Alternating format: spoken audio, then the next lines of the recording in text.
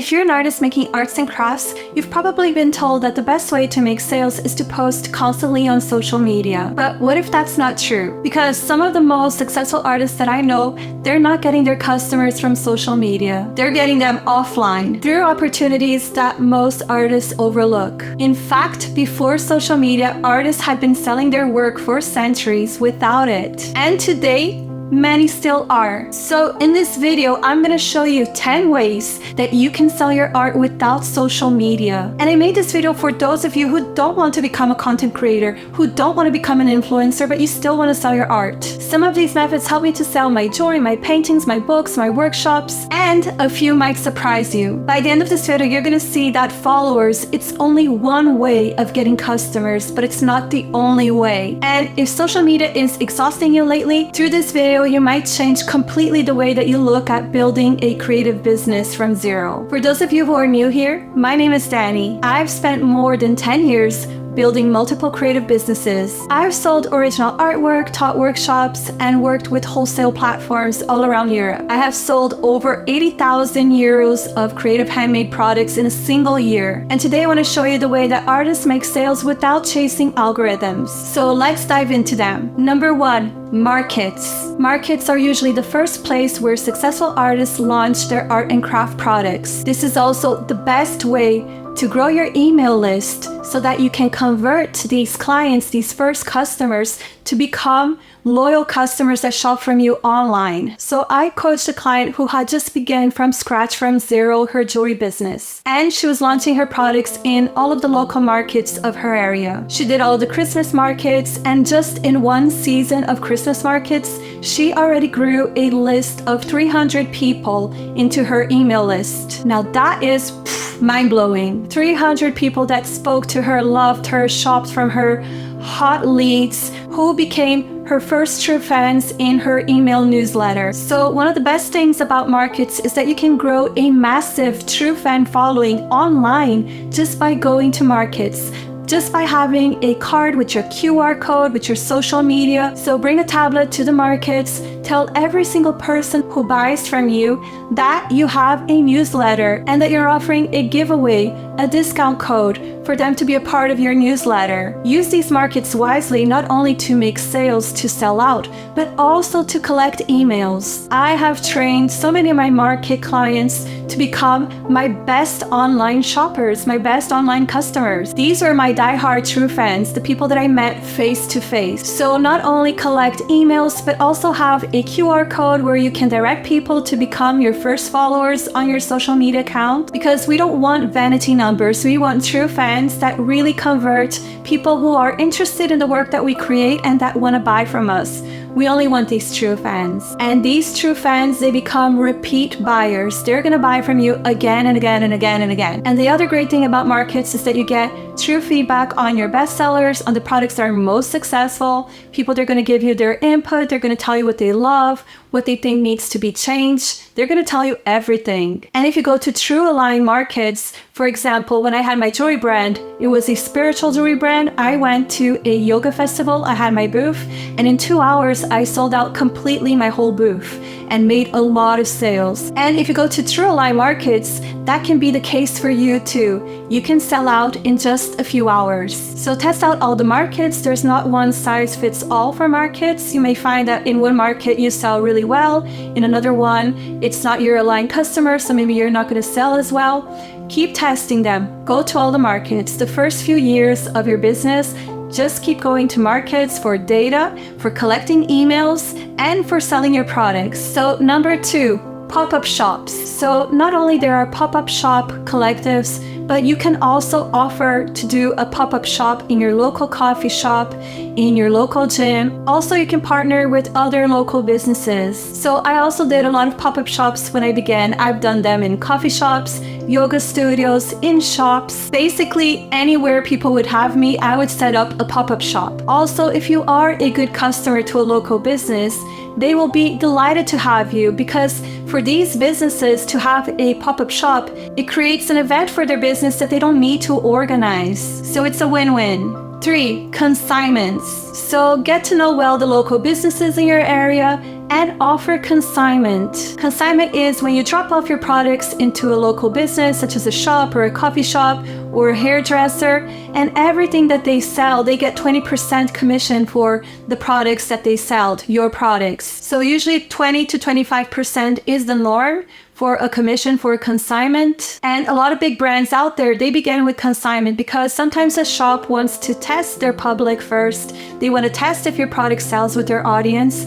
So try to find shops or different local businesses that are aligned, that have the same customer, that has the same audience that you do. 4. B2B, selling to shops and businesses. This was my main bread and butter. So I learned this from my mom at a very young age, who had a Play-Doh business. She created handmade Play-Doh that was sustainable, that was ecological, and she sold to businesses, she sold to shops. So not only when I began making products, I was doing consignment, I was also selling to businesses. So when shops already knew that my products did really well with their customers, they would buy my products at wholesale prices, they would sell it, and they would get a higher margin themselves for the products. So first I began selling to all the local businesses in my area, then I went online. So I went to all of the wholesale platforms such as Anchor Store, Fair, Order Tab, all of them. And because I was already really good at creating products in bulk, creating large quantities,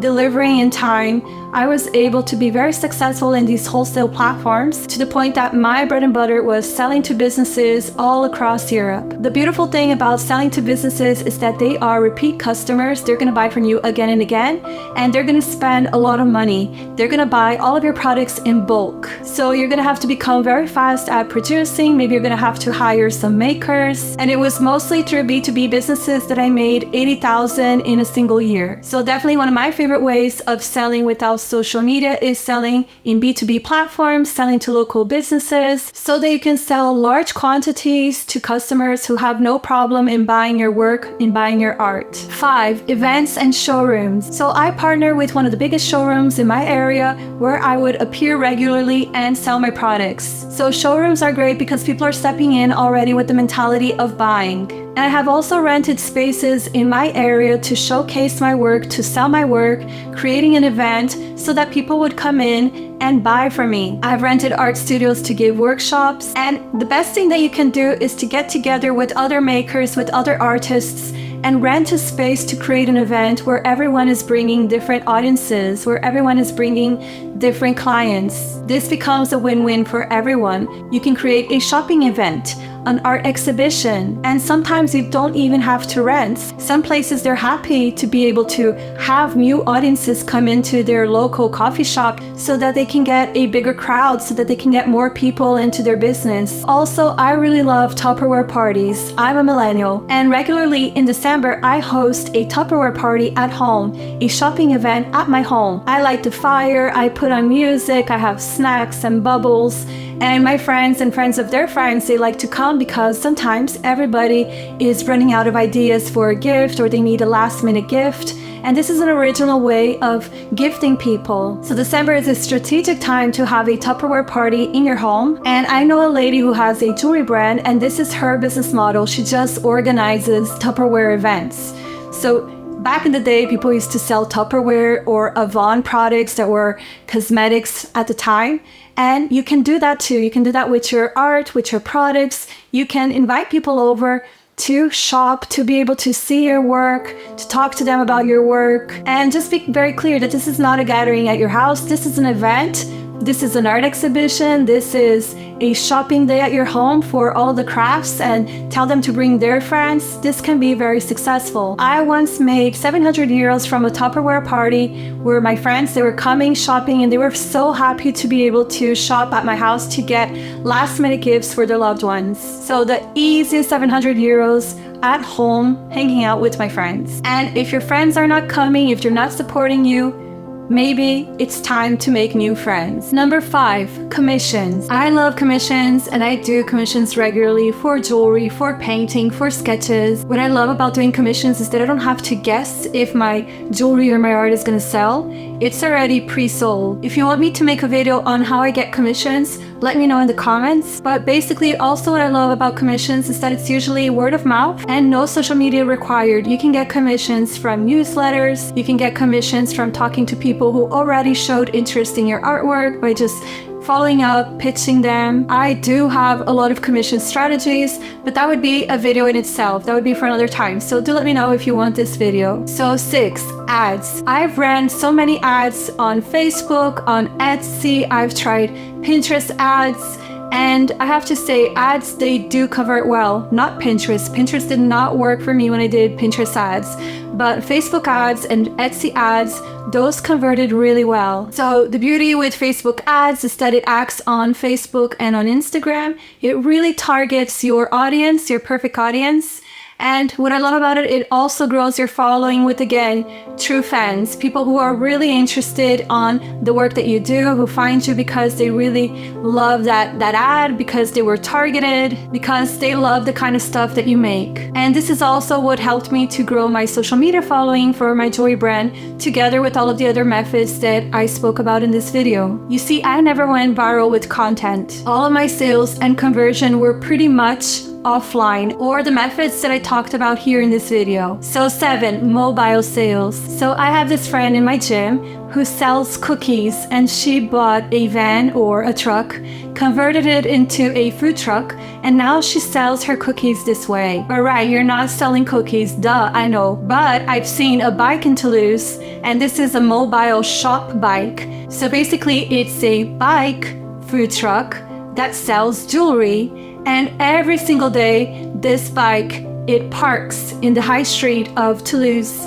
where all the shops are, and there is a queue of people wanting to buy from this bike shop. If you would like me to bring in my friend who sells the cookies in her food truck and how she started this food truck concept, I can bring her over, I can have an interview with her, and we'll try to reimagine this for art. I could see myself having so much fun having a pop-up shop bike with all of my arts and craft, or a pop-up shop truck with all of my stuff, selling it and making it very cute and branded. But I really think this is a good idea. You see a lot of food trucks, but you don't see a lot of art trucks or bike trucks or bike shops selling art. I think this could be really a big thing in the future. So you have my permission to run with this idea. So number 9, Facebook groups. I know Facebook is technically social media, but I would use Facebook just to network with Facebook groups, because in the last retreat where I worked in doing workshops, I met this incredible artist, and all of her business is done on Facebook groups. So she goes into different Facebook groups to connect with people, to sell her art, and also to sell her workshops. She told me that she doesn't like to do Instagram, that it's all Facebook groups. And this made me think about how the retreat leader told me many times that most of her customers, most of her clients come from this one Facebook group. They're quite high conversion. And again, it's not a numbers name, it's not how many followers you have. You just have to go into different Facebook groups and connect with people who are already into the stuff that you make, that you create.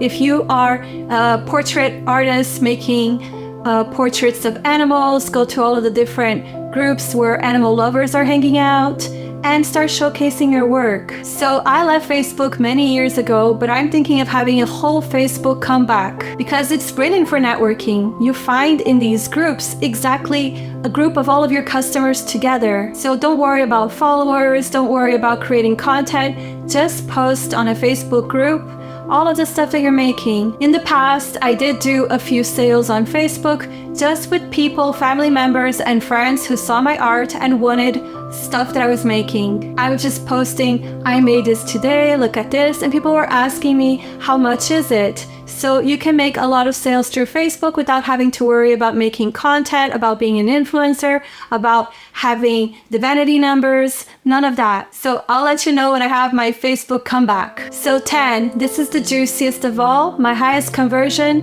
newsletters. I know it doesn't sound very exciting, it sounds very old school, but I had really high conversions through newsletters. I would make thousands per newsletter just to launch a jewelry collection or to advertise the jewelry that I was making at that time, or something in any offer that I had that month. I used to have religiously every month an offer for the toy that I was making, and they always converted really well. If you think strategically, honestly, this can be another video in itself, but newsletters are gonna be your hot leads, the people who really love the stuff that you make, all of your repeat buyers, all of your true fans. These people, they're gonna buy from you again and again through your newsletters. So my newsletters were really high conversion. My collectors, they were always the same ones buying over and over again. And that's what you want. In the end, it doesn't have to be a huge following. You just want your 1,000 true fans that will buy from you again and again, who are gonna be repeat buyers, just like the book by Kevin Kelly, 1,000 True Fans. It's a great business book. Everybody should read it. But you don't have to have a massive following. Just 1,000 true fans. So email newsletters are the best because not only they're high conversion, but there are no hidden costs. There's no commissions, no wholesale commissions. It's just you making a profit from your art. So send the monthly newsletter to all of those people that you met in the market or in all of the different strategies that we talked about here on this video, so that you can sell to the people who already know, trust, and love you, and that you can hear your online shop go cha-ching, cha-ching, cha-ching, and you can make sales without social media. This is my favorite way. So I would love to hear from you if any of these 10 tips, if they were helpful, or if you want to implement any of these. I know that using a combination of these 10 were what allowed me to become a full-time artist without being an influencer or a content creator. And now that you know all of these strategies of how to sell art without social media, you will love my in-depth video of how to sell arts and craft online. So I'll see you there. Ciao!